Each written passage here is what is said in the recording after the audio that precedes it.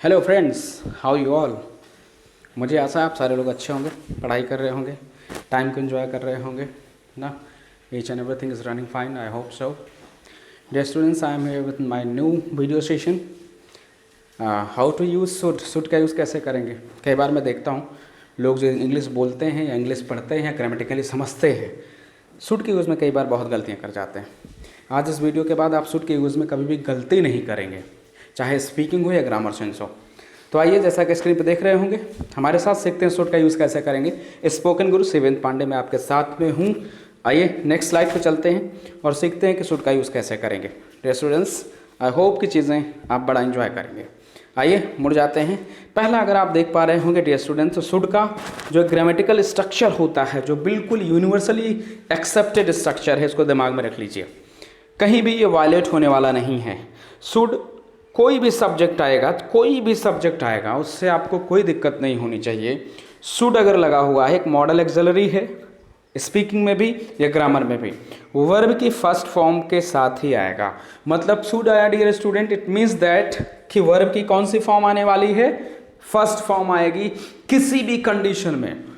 आप बिल्कुल याद रख लीजिए डियर स्टूडेंट्स, शुड आ गया है तो वर्ब की फर्स्ट फॉर्म ही आनी है, और उसके बाद सेंटेंस का रेस्ट पार्ट जो ऑब्जेक्ट होगा वो आएगा।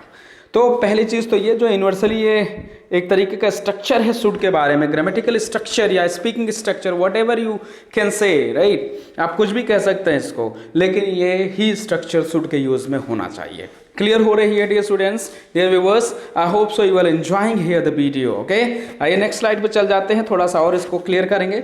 आइए, जैसा कि आप स्क्रीन पे देख पा रहे होंगे, अभी शुड का यूज़ हमेशा सलाह देने के लिए किया जाता है। याद रखिएगा, हमारी आदत है ना, बिना मांगे सलाह देते हैं। स्पीकिंग हो या ग्रामर सेंस हो, शुड का यूज़ सजेशन देने के लिए, सलाह देने के लिए किया जाता है। क्लियर हो रही है बात। तो dear student, this session is going to very important, so just try to paying attention over the things whatever I am telling right now. This will definitely help to boost your knowledge, boost your knowledge about the speaking as well as to get the grammatical concept also.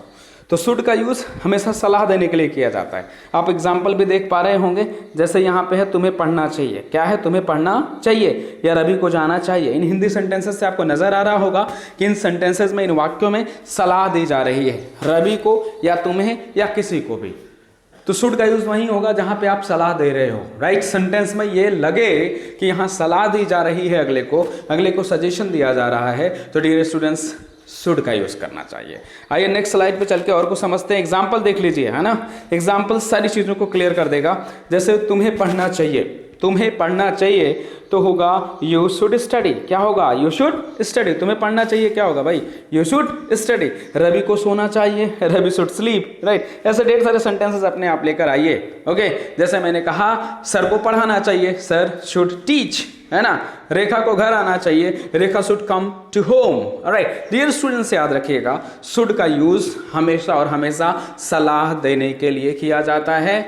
अगली slide में चलते हैं, चीजों को और अच्छे से समझते हैं। ओके डियर स्टूडेंट्स, सो आइए मूव कर जाते हैं। हाँ, दूसरा पॉइंट और भी समझ लें। दो जगह शुड का यूज, जैसे मैंने कहा, सलाह देने के लिए और सलाह मांगने के लिए भी किया जाता है। कई बार हम सलाह अपने लिए भी मांगते हैं, किसी और के लिए सलाह मांगते हैं। तो डियर स्टूडेंट्स, केवल दो कंडीशन बनती हैं शुड के यूज में, एक सलाह देना होगा और एक सलाह मांगना होगा। कई बार हमारा दिमाग खराब हो जाता है, कई बार हम कैपेबल नहीं होते हैं, कई बार क्या करते हैं, हम अपने सीनियर से सजेशन मांगते हैं कि यार बताओ क्या करना चाहिए, तुम ये बताओ कि मुझे अब क्या करना चाहिए। कई बार लाइफ में ये कंडीशंस डियर स्टूडेंट्स आती हैं, तो उसके लिए भी शुड का यूज कैसे करेंगे। तो याद रखिएगा, जो सेंटेंस स्ट्रक्चर आपको स्क्रीन पे नजर आ रहा है, ये देखें। सबसे पहले शुड यूज करेंगे, फिर सब्जेक्ट को यूज करेंगे, फिर वर्ब की फर्स्ट फॉर्म लगा देंगे और फिर ऑब्जेक्ट लगा देंगे। जब सलाह मांगनी हो तो शुड को सबसे पहले ले आइए। क्या डियर स्टूडेंट्स, मैंने बोला whenever you are going to ask the suggestion to the person, just try to put the should at the first of the sentence, in the beginning of the sentence, and then you will able to form the sentence correctly on the behalf of grammar as well as while you are going to speaking, right. In the both sense you will get the correct meaning of these things, right. तो should पहले ले आइए, subject ले आइए, verb की first form ले आइए और फिर ऑब्जेक्ट ले आइए। कब, जब सलाह मांगने के लिए आप should का यूज करेंगे। ऑलराइट, आइए नेक्स्ट स्लाइड की तरफ बढ़ जाते हैं और देखते हैं। एग्जाम्पल में आ जाइए अभी आप, राइट।